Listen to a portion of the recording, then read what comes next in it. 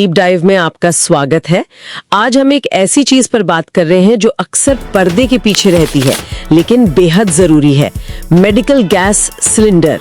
जी हाँ, anaesthesia delivery में इनका रोल बहुत अहम है। हमारे पास कुछ लेक्चर नोट्स हैं गैस स्रोत और सिलेंडर सिस्टम नाम से। तो हमारा मिशन है इन अलग अलग सिलेंडरों, उनके गुणों और सबसे जरूरी सेफ्टी फीचर्स को समझना। हाँ, ये नोट्स काफी डिटेल्ड हैं। सिलेंडरों के प्रकार, गुण, सेफ्टी पहलू और हाँ, सेंट्रल सप्लाई सिस्टम्स को भी कवर करते हैं। बिल्कुल, यहाँ सटीकता बहुत मायने रखती है। तो चलिए शुरू करते हैं। चलिए, सबसे आम गैस से शुरू करते हैं, ऑक्सीजन। सिलेंडर की पहचान तो सबको पता होगी, काली बॉडी, सफेद शोल्डर। हाँ, और ये बनते हैं मोलिब्डेनम स्टील से। लेकिन एमआरआई सूट्स में मामला अलग है। हाँ, वहाँ तो एल्यूमिनियम इस्तेमाल होता है ना, क्योंकि स्टील और एमआरआई का मेल नहीं बैठता। बिल्कुल, वो मैग्नेटिक फील्ड के कारण। और प्रेशर काफी ज्यादा रहता है इसमें, लगभग 2000 psi। और एक दिलचस्प बात जो नोट्स में थी, 1 मिलीलीटर लिक्विड ऑक्सीजन फैलकर 840 मिलीलीटर गैस बन जाती है। हाँ, ये कमाल का एक्सपेंशन रेशियो है। दिखाता है कि लिक्विड फॉर्म में कितनी ज्यादा गैस स्टोर हो सकती है। इसीलिए पोर्टेबल सिलेंडरों में ये बहुत काम आता है। अच्छा, और वो क्रांतिक तापमान की बात भी जरूरी है, -119 डिग्री सेल्सियस। मतलब उसे तरल रखने के लिए बहुत ठंडा रखना पड़ता है। और सेफ्टी, शुद्धता 99% होनी चाहिए और हर 5 साल में हाइड्रोलिक टेस्ट भी। जी, वो सिलेंडर की मजबूती जांचने के लिए। ठीक है, अब आते हैं नाइट्रस ऑक्साइड N2O पर। इसका सिलेंडर नीला होता है। हाँ, और प्रेशर ऑक्सीजन से काफी कम, लगभग 750 psi। पर यहाँ एक खास बात है, नोट्स कहते हैं कि ये लिक्विड के तौर पर स्टोर होती है, तो प्रेशर गेज भरोसेमंद नहीं है। ये कैसे? सही पकड़ा। असल में N2O का फंडा ऑक्सीजन से अलग है, क्योंकि ये सिलेंडर में तरल अवस्था में रहती है। तो जैसे जैसे आप गैस इस्तेमाल करते हैं, अंदर का लिक्विड गैस बनता रहता है और प्रेशर को लगभग 760 psi पर ही बनाए रखता है। अच्छा, मतलब गेज तब तक फुल दिखाएगा जब तक सारा लिक्विड खत्म ना हो जाए। बिल्कुल, इसीलिए N2O सिलेंडर में कितनी गैस बची है, ये जानने के लिए उसे तौलना पड़ता है। प्रेशर से पता नहीं चलता। ये तो बहुत जरूरी पॉइंट है। और इसका क्रांतिक तापमान है 36.5 डिग्री सेल्सियस, जो कमरे के तापमान से ज्यादा है। इसीलिए इसे बिना ज्यादा ठंडे किए भी दबाव में तरल रखा जा सकता है। समझ गए। एक और मिश्रण है एंटोनॉक्स, 50% ऑक्सीजन, 50% N2O। जी, दर्द निवारक के तौर पर इस्तेमाल होता है, खासकर लेबर पेन में। इसका सिलेंडर नीला पर शोल्डर नीले सफेद चौथाई हिस्सों में बटे होते हैं और प्रेशर ऑक्सीजन जैसा 2000 psi। हाँ, इसके अलावा और भी गैसें हैं, जैसे हीलियोक्स। हाँ, हीलियम ऑक्सीजन मिक्सचर, ऊपरी वायुमार्ग की रुकावट के लिए। काली बॉडी, भूरे सफेद शोल्डर। और मेडिकल एयर भी है, ग्रे बॉडी, काले सफेद शोल्डर। पहले साइक्लोप्रोपेन और CO2 भी यूज होते थे, उनके भी अपने रंग थे, नारंगी और ग्रे, है ना? जी।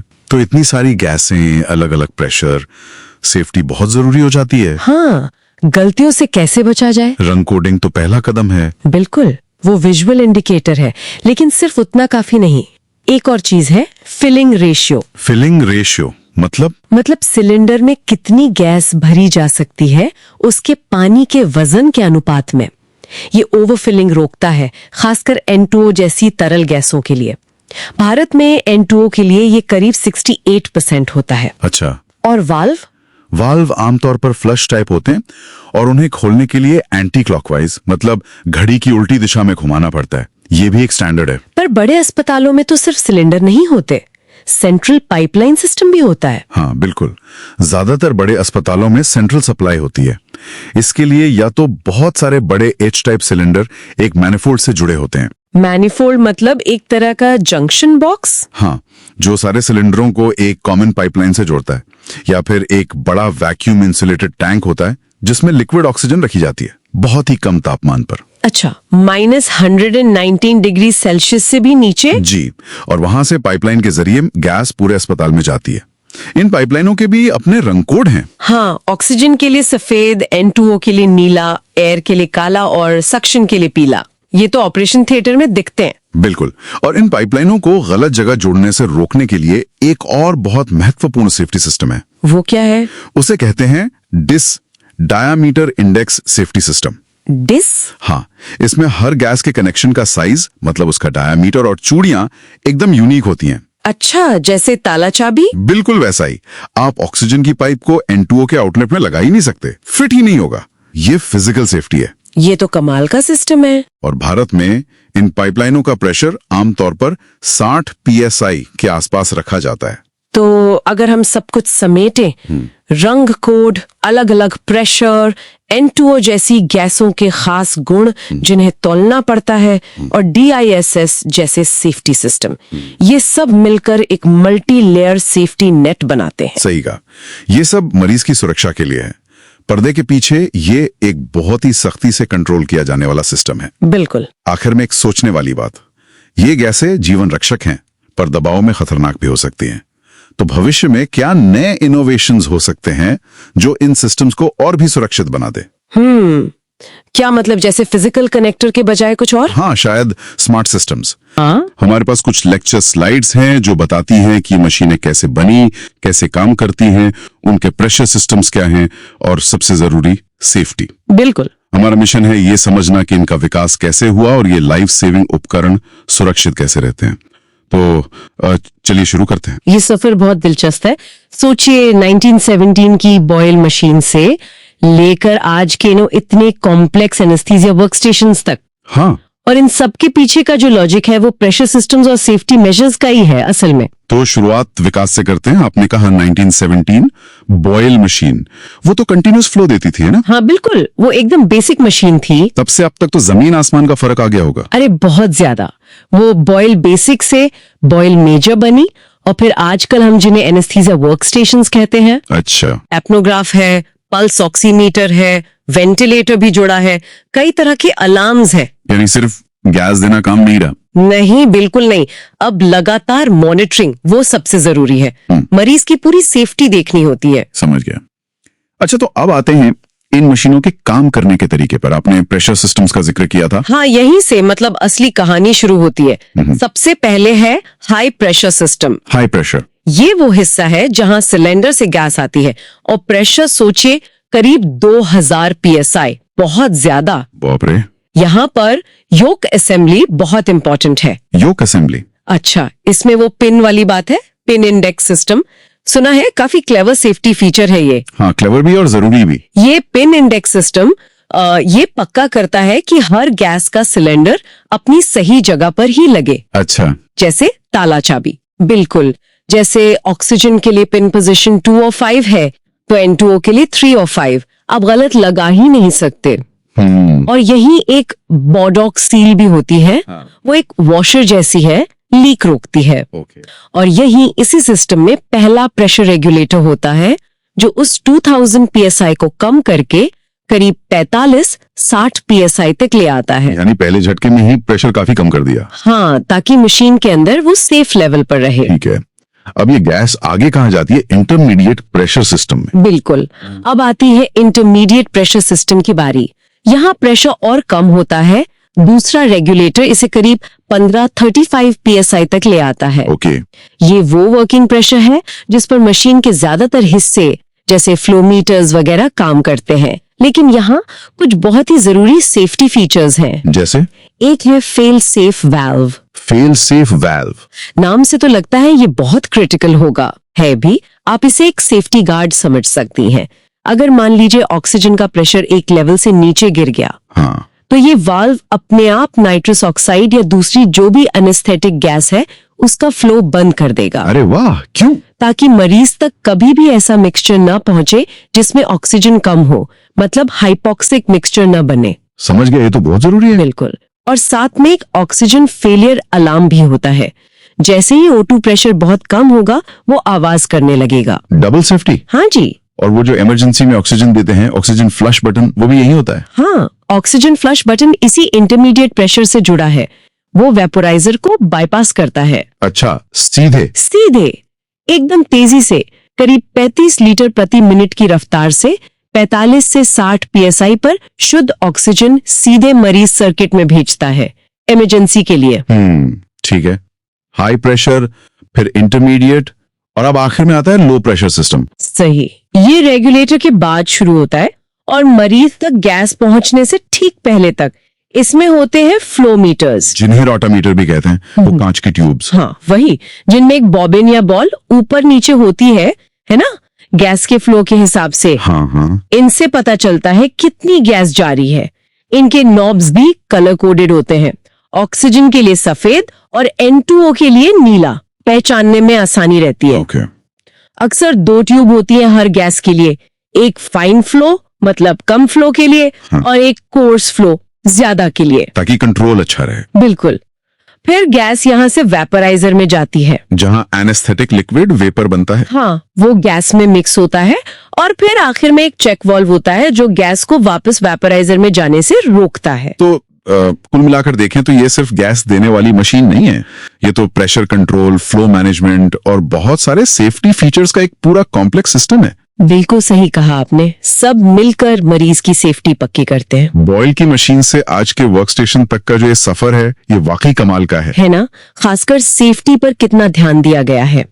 Pin index system, safe valve, alarms, ये सब बहुत सोच समझ कर डाले गए हैं। सही। आज की मशीनें सिर्फ गैस डिलीवरी डिवाइस नहीं है, ये पूरे इंटीग्रेटेड पेशेंट मॉनिटरिंग और लाइफ सपोर्ट सिस्टम है असल में। और यहाँ एक बात सोचने के लिए है ना, कि इन मशीनों को डिजाइन करते वक्त इंसानी गलती को कम करने के लिए कितना सोचा गया है। हाँ ये तो है। और क्या भविष्य में ऐसी और टेक्नोलॉजीज आ सकती हैं जो सेफ्टी को और भी बेहतर बना दें? शायद कुछ ऐसा जो इन स्लाइड्स में भी ना बताया गया हो। सोचने वाली बात है। वेपराइजर्स और वेंटिलेशन सिस्टम्स। बिल्कुल। हमारे पास एक लेक्चर के नोट्स हैं और कोशिश ये है कि इन जटिल मशीनों को थोड़ा आसान करके समझें। हाँ, ये समझना जरूरी है कि ये कैसे काम करती हैं, क्योंकि ये सीधे मरीज की सुरक्षा से जुड़ी हैं। तो शुरू करते हैं वेपोराइजर से। नोट्स में लिखा है कि ये गैस के फ्लो को कंट्रोल करते हैं, कुछ स्प्लिटिंग रेशियो जैसा। हाँ, स्प्लिटिंग रेशियो, ये बड़ा दिलचस्प है। देखो, ताजी गैस मशीन में आती है, ठीक है। वेपराइजर क्या करता है, उस गैस के एक हिस्से को तो सीधे आगे भेज देता है, बाईपास। ओके। और बाकी हिस्से को अपने अंदर, मतलब जहां एनेस्थेटिक लिक्विड रखा है, वहां से गुजारता है। अच्छा, तो वो हिस्सा दवा की भाप उठा लेता है। एग्जैक्टली। और इन दोनों हिस्सों का जो अनुपात है, कितना बाईपास हुआ और कितना दवा वाले रास्ते से गया, वही है स्प्लिटिंग रेशियो। हाँ। इससे डायल से कंट्रोल करते हैं। समझ गया। और ज्यादातर फ्लो ओवर डिजाइन के होते हैं, मतलब गैस लिक्विड के ऊपर से बहती है। हाँ बिल्कुल, गैस ऊपर से बहती है और अपने साथ दवा की वाष्प ले लेती है। लेकिन एक सवाल है, जैसे जैसे दवा भाप बनती है, वो ठंडी नहीं होती होगी?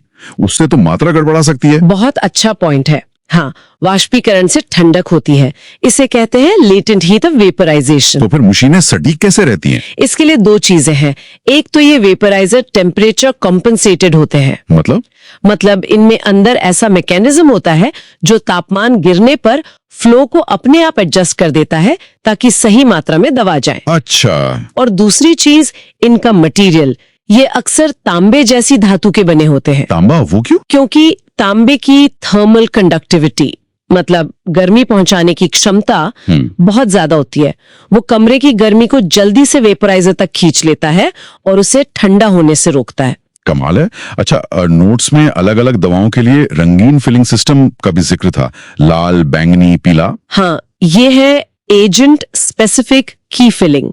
ये एक सेफ्टी फीचर है। सेफ्टी कैसे? देखो, हर एनेस्थेटिक दवा अलग है। अगर गलती से मान लो सीवोफ्लोरेन वाले वेपोराइजर में आइसोफ्लोरेन भर दिया तो बहुत गड़बड़ हो सकती है। हाँ, डोज गलत हो जाएगा। बिल्कुल।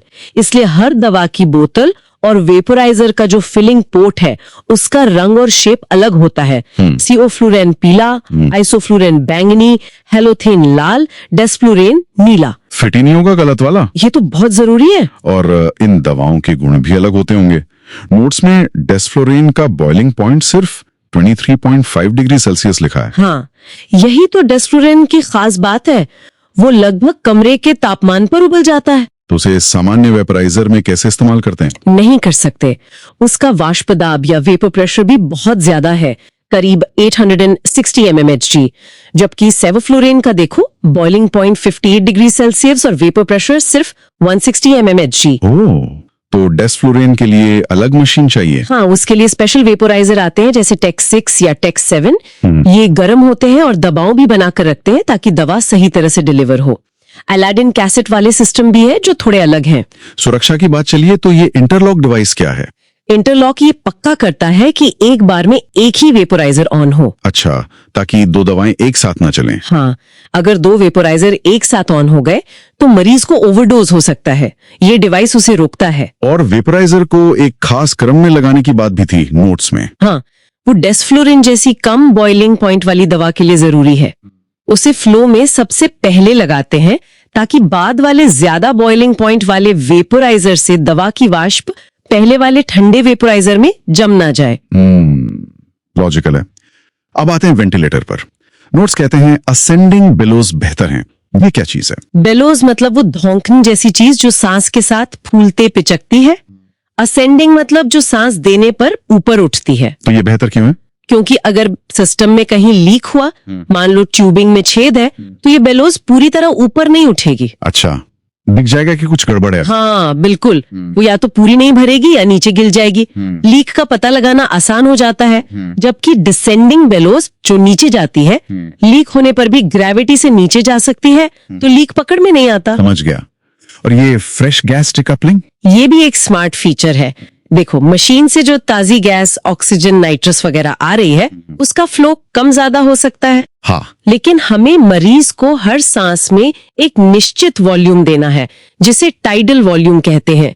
डीकपलिंग सिस्टम ताजी गैस के फ्लो को मरीज को जाने वाले वॉल्यूम से अलग कर देता है। मतलब फ्रेश गैस फ्लो बदले तो भी मरीज को सही वॉल्यूम मिले। बिल्कुल, इससे वेंटिलेशन ज्यादा सटीक रहता है, खासकर जब हम कम फ्लो एनेस्थीसिया दे रहे हों। अच्छा, और जो फालतू गैसें होती हैं जो मरीज इस्तेमाल नहीं करता, उनका क्या? वो हवा में तो नहीं फैलनी चाहिए? नहीं, बिल्कुल नहीं। उसके लिए होता है स्कैवेंजिंग सिस्टम। वो क्या करता है? वो सारी फालतू एनेस्थेटिक गैसों को ऑपरेटिंग रूम से खींचकर बाहर निकाल देता है, एक पाइपलाइन के जरिए, ताकि स्टाफ उसे सांस में न ले। एग्जैक्टली। इसके लिए लिमिट्स भी तय हैं, जैसे हवा में नाइट्रस ऑक्साइड 25 ppm से कम और बाकी हेलोजिनेटेड एजेंट्स 2 ppm से कम होने चाहिए। ये तो बहुत जरूरी है स्टाफ की सेहत के लिए। अच्छा, एक आखिरी सवाल, गैस सिलेंडर से मरीज तक पहुंचने में प्रेशर कैसे कम होता है? हाँ, ये कई स्टेप्स में होता है। सिलेंडर में प्रेशर बहुत हाई होता है। पहला रेगुलेटर उसे कम करके करीब 45-60 psi तक लाता है। फिर मशीन के अंदर एक और सेकंड स्टेज रेगुलेटर होता है, जो प्रेशर को और कम करके लगभग 15-35 psi कर देता है। ओके। वहां से गैस जाती है फ्लो मीटर्स में, जहां हम सेट करते हैं कि कितनी ऑक्सीजन, कितनी नाइट्रस देनी है।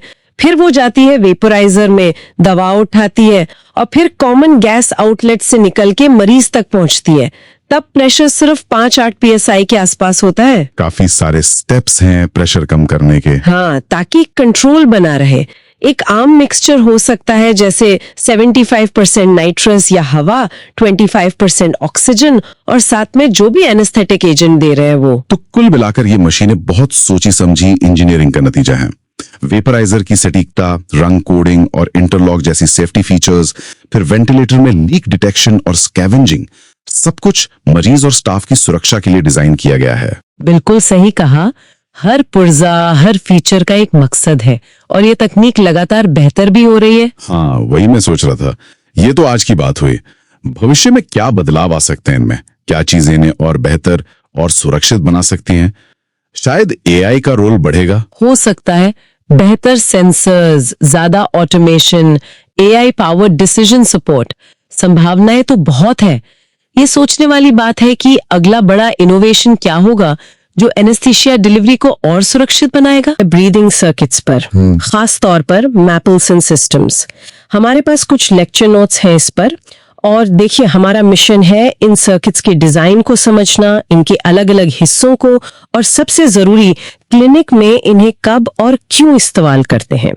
ये नाम है नाउ मैपल्सन A, D, F। सुनने में शायद थोड़े मुश्किल लगे, पर हम इसे आसान बनाएंगे। तो आइए शुरू करते हैं। बिल्कुल। तो शुरुआत करते हैं क्लासिफिकेशन से। देखिए, जो ओपन सर्किट थे पहले, जैसे वो शिमेल बुश मास्क, वो तो अब पुराने हो गए हैं, ज्यादा इस्तेमाल नहीं होते हैं। तो हमारा फोकस रहेगा सेमी ओपन सर्किट्स पर। यहाँ क्या होता है कि जो फ्रेश गैस फ्लो है FGF, वो मरीज के मिनट वॉल्यूम के बराबर या उससे ज्यादा होता है। और फिर सेमी क्लोज्ड और क्लोज सर्किट भी होते हैं जिनमें FGF कम होता है और वहां फिर CO2 हटाने के लिए अब्जॉर्बर चाहिए होता है। ठीक है, तो ये मैपल्सन सर्किट सेमी ओपन में आते हैं, ABCDEF? हाँ बिल्कुल, ये सब सेमी ओपन कैटेगरी के ही हैं और इन्हें हम इनके काम करने के तरीके के हिसाब से ग्रुप कर सकते हैं। जैसे A अकेला, फिर B और C एक जैसे, और DEF का एक अलग ग्रुप। चलिए मैपल्सन A से शुरू करते हैं। मैगिल सर्किट भी कहते हैं इसे, है ना? हाँ, मैगिल सर्किट। इसका डिजाइन कुछ खास है। मैंने पढ़ा कि फ्रेश गैस बैग के पास से आती है और जो APL वाल्व है वो मरीज के पास होता है। सही, इसका डिजाइन इसी तरह का है और यहीं पर मतलब चीजें इंटरेस्टिंग हो जाती हैं। ये डिजाइन खास तौर पर तब बेस्ट काम करता है जब मरीज खुद सांस ले रहा हो, स्पॉन्टेनियस वेंटिलेशन जिसे कहते हैं। अच्छा, सिर्फ स्पॉन्टेनियस के लिए? क्यों? हाँ, क्योंकि जब मरीज खुद सांस ले रहा है तो CO2 वाली हवा को दोबारा अंदर जाने से रोकने के लिए, मतलब रीब्रीदिंग रोकने के लिए FHF बस मिनट वॉल्यूम जितना ही चाहिए, ज्यादा नहीं। तो ये गैस बचाता है उस मोड में। लेकिन अगर मशीन से सांस दिलानी हो, मतलब कंट्रोल्ड वेंटिलेशन, तो ये सर्किट उतना अच्छा नहीं है, एफिशिएंट नहीं है। अच्छा, कंट्रोल्ड वेंटिलेशन में क्या दिक्कत आती है मेपल्सन ए के साथ, क्यों ठीक नहीं है? दिक्कत यह है कि कंट्रोल मोड में रीब्रीथिंग रोकने के लिए FGFO बहुत ही ज्यादा चाहिए होगा, शायद 20 लीटर प्रति मिनट से भी ज्यादा। अरे बाप रे, 20 लीटर? हाँ, तो ये गैस की बर्बादी भी है और प्रैक्टिकल भी नहीं है। तो साफ है, स्पॉन्टेनियस ब्रीदिंग के लिए ये बढ़िया है, पर कंट्रोल्ड के लिए नहीं। समझ गई। तो अगर मरीज को वेंटिलेटर पर रखना है, मतलब कंट्रोल्ड वेंटिलेशन देना है, तो फिर कौन सा ज्यादा इस्तेमाल होता है? यहीं पर मैपल्सन डी या बेन सर्किट आता होगा। हाँ बिल्कुल, कंट्रोल्ड वेंटिलेशन के लिए मेपल्सन डी, जिसे बेन सर्किट कहते हैं, वो ज्यादा पॉपुलर है। उसका डिजाइन भी अलग है, कोएक्सियल मतलब, और जो ताजी गैस है FFG, वो अंदर वाली पतली ट्यूब से सीधे मरीज तक जाती है। इसमें खास बात यह है कि इसके FFG की जरूरतें बदलती हैं। कंट्रोल्ड वेंटिलेशन में चाहिए मिनट वॉल्यूम का करीब 1.6 गुना, या यूं कहें कि लगभग 70 से 100 ml/kg मिनट। ठीक है, और अगर मरीज खुद सांस ले रहा हो स्पॉन्टेनियस में? नहीं, स्पॉन्टेनियस में बेन सर्किट को ज्यादा FFG चाहिए होता है, करीब मिनट वॉल्यूम का 2.5 गुना, 2.5 टाइम्स। ओह अच्छा, तो ये कंट्रोल्ड के लिए ज्यादा एफिशिएंट हुआ फिर? हाँ बिल्कुल, कंट्रोल के लिए ज्यादा एफिशिएंट है और इसके फायदे भी हैं। ये हल्का है, सांस लेने में रुकावट मतलब रेजिस्टेंस कम पैदा करता है, और इसे स्टेरिलाइज करना भी आसान है। तो इन सब वजहों से ये OT में कंट्रोल्ड वेंटिलेशन के लिए काफी प्रैक्टिकल बन जाता है। ठीक है, तो वयस्कों के लिए मैपल्सन ए स्पॉन्टेनियस में और डी कंट्रोल्ड में, ये तो समझ आ गया। अब बच्चों की बात करते हैं। बच्चों के लिए कौन से सर्किट इस्तेमाल होते हैं? शायद मैपल्सन E और F। सही, मेपल्सन E, जिसे ISTPs भी कहते हैं, वो बहुत ही सिंपल है। उसमें कोई वॉल्व नहीं होता। अगर कंट्रोल्ड सांस देनी है तो जो एक्सपायरेटरी लिम्ब है उसे उंगली से दबाना पड़ता है। अच्छा, और मैपल्सन F? मैपल्सन F है जैक्सन रीज सर्किट। ये असल में मैपल्सन E का ही एक मॉडिफाइड रूप है। इसमें क्या है कि सांस छोड़ने वाली ट्यूब के आखिर में एक खुला हुआ बैग लगा देते हैं। और ये मतलब जैक्सन रीज 6 साल से छोटे बच्चों के लिए सबसे कॉमनली यूज्ड सर्किट है। स्टैंडर्ड जैसा है पीडियाट्रिक्स में। और बच्चों में FGF की जरूरतें कैसी रहती हैं इन सर्किट्स के साथ, जैक्सन रीज के साथ? जैक्सन रीज F के लिए अगर बच्चा खुद सांस ले रहा है स्पॉन्टेनियस, तो FGF चाहिए मिनट वॉल्यूम का करीब 2.5 गुना, 2.5 टाइम्स। और अगर कंट्रोल वेंटिलेशन दे रहे हैं तो मिनट वॉल्यूम का 1.5 से 2 गुना, 1.5 to 2 टाइम्स। तो यहाँ भी मोड के हिसाब से FGF एडजस्ट करना जरूरी है? बिल्कुल, हमेशा। तो संक्षेप में कहें तो कहानी ये बनती है, मैगिल स्पॉन्टेनियस ब्रीदिंग का चैंपियन, बेन कंट्रोल वेंटिलेशन का भरोसेमंद साथी, और जैक्सन रीस बच्चों के लिए स्टैंडर्ड। और इन सब में सबसे जरूरी बात है सही FGF सेट करना, ताकि मरीज अपनी ही छोड़ी हुई CO2 दोबारा सांस में ना लें, रीब्रीदिंग ना हो। हाँ, ये रीब्रीदिंग रोकना तो बहुत जरूरी है। बिल्कुल। और इससे एक सवाल भी उठता है कि हर मरीज की जरूरत के हिसाब से सही सर्किट और सही FGF कैसे तय किया जाता है असल प्रैक्टिस में। तो इस सब का निचोड़ क्या निकलता है? मुझे तो मुख्य बात ये लग रही है कि अलग अलग ब्रीदिंग सर्किट जैसे मैगिल, बेन, जैक्सन रीस वो खास स्थितियों के लिए बने हैं। मतलब स्पॉन्टेनियस बनाम कंट्रोल्ड वेंटिलेशन, या फिर वयस्क बनाम बच्चे। सही। और इन सब में सबसे अहम है फ्रेश गैस फ्लो, FGF का सही मैनेजमेंट, ताकि रीब्रीदिंग रोके और सर्किट ठीक से काम करे। बिल्कुल की तरह। और देखिए, एक विचार छोड़ जाते हैं आगे सोचने के लिए। हम जानते हैं कि रीब्रीदिंग रोकना कितना महत्वपूर्ण है ना? हाँ बिल्कुल। तो जरा सोचिए, जब हमें और भी छोटे मरीजों के लिए, जैसे एकदम नवजात शिशु या फिर बहुत लंबी चलने वाली सर्जरी के लिए सर्किट डिजाइन करने हो, तो क्या इंजीनियरिंग चुनौतियां सामने आती होंगी, जहां सर्किट की एफिशिएंसी और मरीज की सेफ्टी दोनों ही सबसे ऊपर रखनी है। इस पर सोचना दिलचस्प होगा। एनेस्थीसिया, ब्रीदिंग सर्किट और उनकी सुरक्षा जांच पर गौर कर रहे हैं। ये लेक्चर 5 के नोट्स पर आधारित है। हम circle system, CO2 absorbents, machine checks, इन सब चीजों को देखेंगे। मिशन है ये समझना कि ये सिस्टम कैसे काम करते हैं और क्या जरूरी है मरीज की सुरक्षा के लिए। तो चलिए इसे खोलकर समझते हैं। बिल्कुल, और ये समझना बहुत जरूरी है क्योंकि ये सिस्टम सीधे सीधे मरीज की सुरक्षा और एनेस्थीसिया कितना असरदार है इससे जुड़े हैं। इनका ठीक से काम करना मतलब ये पक्का करता है कि मरीज को सही गैसें मिले, ऑक्सीजन मिले और जो CO2 शरीर से निकल रही है वो हटाई जाए सेफली। तो चलिए सर्कल सिस्टम से शुरू करते हैं। नोट्स कहते हैं कि इसका सबसे बड़ा फायदा है गैसों का दोबारा इस्तेमाल, लो फ्लो एनेस्थीसिया, मतलब सिर्फ उतनी ऑक्सीजन देना जितनी मरीज इस्तेमाल कर रहा है। इसके मुख्य हिस्से इंस्पिरेटरी, एक्सपिरेटरी वाल्व जो एक तरफ आए हैं, हाँ, वन वे वाल्व्स, और CO2 कनस्तर जिसमें वो एब्जॉर्बेंट होता है, ब्रीदिंग बैग, और हाँ, O2 एनालाइजर ऑक्सीजन नापने के लिए। और यही चीज इसे बहुत एफिशिएंट बनाती है, खासकर गैस बचाने में। लागत कम होती है, पर्यावरण के लिए भी बेहतर है। पर ये एफिशिएंसी पूरी तरह से उस CO2 एब्जॉर्बेंट पर निर्भर करती है। उसका काम है मरीज की छोड़ी हुई CO2 को हटाना। हाँ, तो इन CO2 एब्जॉर्बेंट्स पर थोड़ा और ध्यान देते हैं। जैसे सोडा लाइम सबसे कॉमन है। इसमें होता है कैल्शियम हाइड्रोक्साइड, थोड़ा सोडियम हाइड्रोक्साइड, पोटेशियम हाइड्रोक्साइड, पानी, सिलिका, यही है ना? हाँ बिल्कुल, और इसमें वो कलर इंडिकेटर भी होता है। हाँ, वो रंग बदलता है, ताजा होने पर गुलाबी और इस्तेमाल के बाद सफेद हो जाता है।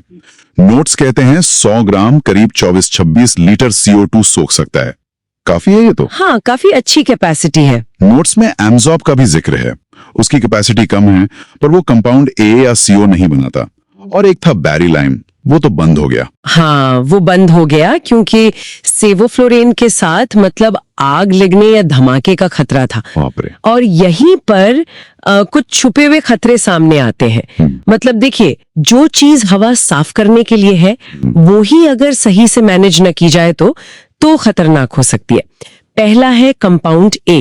ये किडनी को नुकसान पहुंचा सकता है, नेफ्रोटॉक्सिक है। अच्छा। ये तब बनता है जब सेवोफ्लोरेन गैस सोडा लाइम या पुराने वाले बैरिलाइम के संपर्क में आती है, खासकर कम फ्लो पर, हाई सेवो कॉन्सेंट्रेशन में और ताजे एब्जॉर्बेंट के साथ। एक मिनट, ताजे एब्जॉर्बेंट से? ये तो थोड़ा अजीब है। मैं सोच रहा था पुराना ज्यादा खतरनाक होगा। नहीं, ताजे में भी, क्योंकि उसमें केमिकल रिएक्शन तेज होता है। दूसरा खतरा है कार्बन मोनोऑक्साइड, CO बनना। ये तब होता है जब एब्जॉर्बेंट सूख जाता है, एकदम ड्राई, और फिर डेस्फ्लोरेन या आइसोफ्लोरेन जैसी गैसों के संपर्क में आता है। डेस्फ्लोरेन से ज्यादा बनता है, राइट बन सकता है, जो एयरवे को जला सकता है। एयरवे बर्न्स, ये तो बहुत सीरियस है। हाँ, बहुत। इसीलिए सबसे जरूरी है एब्जॉर्बेंट को सूखने से बचाना और टाइम पर बदलना। तो फिर इतनी सारी चीजें हैं, इतनी कॉम्प्लेक्स प्रणाली है, इसे सुरक्षित कैसे रखते हैं? नोट्स मशीन चेक्स की बात करते हैं। हाई प्रेशर सिस्टम की जांच, जैसे सिलेंडर या सेंट्रल सप्लाई, और लो प्रेशर सिस्टम की, जो मरीज तक जाता है। लीक टेस्ट जरूरी है ना? Positive, negative pressure test. बिल्कुल बिल्कुल जरूरी है लीक टेस्ट। और इन जांचों के अलावा मशीन में ही कई सेफ्टी फीचर्स होते हैं, अंदर ही बने होते हैं, जैसे हाइपोक्सिया यानी ऑक्सीजन की कमी से बचाने के लिए फेल सेफ वाल्व्स होते हैं। अगर ऑक्सीजन सप्लाई फेल हुई तो दूसरी गैसें भी बंद। O2 एनालाइजर होता है, और O2 फ्लोमीटर हमेशा दूसरी गैसों के बाद लगा होता है, डाउनस्ट्रीम, ताकि पक्का रहे कि ऑक्सीजन जा रही है। PISS पाइपलाइन के लिए diameter index safety system, DISS, अलग अलग रंग के नॉब्स। अच्छा, मतलब डिजाइन ही ऐसा है कि गलत गैस लग ही ना पाए। हाँ, कोशिश यही रहती है डिजाइन से। फिर सर्किट में प्रेशर ज्यादा ना हो जाए, उसके लिए APL वाल्व होता है, pressure relief valve. One way valves gas को सही दिशा में रखते हैं और लगातार मॉनिटरिंग। फ्लो सेंसर्स होते हैं, वो डिस्कनेक्शन या ब्रोंकोस्पैज्म मतलब सांस की नली की सिकुड़न बता सकते हैं। और EtCO2 मॉनिटरिंग तो है ही। इंटाइडल CO2। हाँ, ये सब मिलकर सेफ्टी की कई लेयर्स बनाते हैं। नोट्स में कुछ और क्लिनिकल पॉइंट्स भी थे, जैसे डेस्फ्लोरिन के लिए एक खास वेपोराइजर चाहिए, गरम वाला, टेक्सिक्स। हाँ, डेस्फ्लोरिन का बॉइलिंग पॉइंट बहुत कम होता है रूम टेम्परेचर के पास, इसलिए उसे गर्म और प्रेशराइज्ड वेपोराइजर चाहिए। टेक्सिक्स वही करता है। और वो मैगल और बैन सर्किट में फ्रेश गैस फ्लो FGF की जरूरतें अलग अलग होती हैं। हाँ, थोड़ा फर्क है। मैगल सर्किट स्पॉन्टेनियस ब्रीदिंग मतलब जब मरीज खुद सांस ले रहा हो, उसके लिए ज्यादा एफिशिएंट है। FiGO4 लगभग मिनट वॉल्यूम जितना चाहिए। बैन सर्किट कंट्रोल्ड वेंटिलेशन में ठीक है, पर FiGO4 ज्यादा चाहिए, करीब 1.6 गुना मिनट वॉल्यूम का। समझ गया। और ये सब बातें फिर से हमें उसी पॉइंट पर ले आती हैं, एब्जॉर्बेंस का सावधानी से मैनेजमेंट। उनको सूखने न देना, कंपाउंड ए या CO बनने के संकेतों पर ध्यान देना, ये बहुत बहुत जरूरी है। तो कुल मिलाकर इस डीप डाइव से ये समझ आया कि एनेस्थीसिया ब्रीदिंग सर्किट बहुत ही सोफिस्टिकेटेड सिस्टम है। गैस बचाते हैं, एफिशिएंट है, लेकिन इनका सेफ ऑपरेशन पूरी तरह से सावधानी, मैनेजमेंट और रेगुलर सख्त सुरक्षा जांच पर टिका है। मतलब ये पूरा खेल एफिशिएंसी और सेफ्टी के बीच संतुलन बनाने का है। बिल्कुल सही कहा। और ये हमें भविष्य के बारे में सोचने पर भी मजबूर करता है ना। इन एब्जॉर्बेंस में जो केमिकल रिएक्शंस होते हैं और उनके जो पोटेंशियल खतरे हैं, उनको देखते हुए एक सवाल मन में आता है कि भविष्य में क्या कोई ऐसी नई टेक्नोलॉजी या इनोवेशन आ सकता है जो CO2 को हटाने का और भी सेफ और एफिशिएंट तरीका दे, बिना इन खतरनाक बाय प्रोडक्ट्स के रिस्क के। ये इन जीवन रक्षक सिस्टम्स के विकास के लिए बहुत महत्वपूर्ण सवाल है आगे देखने के लिए।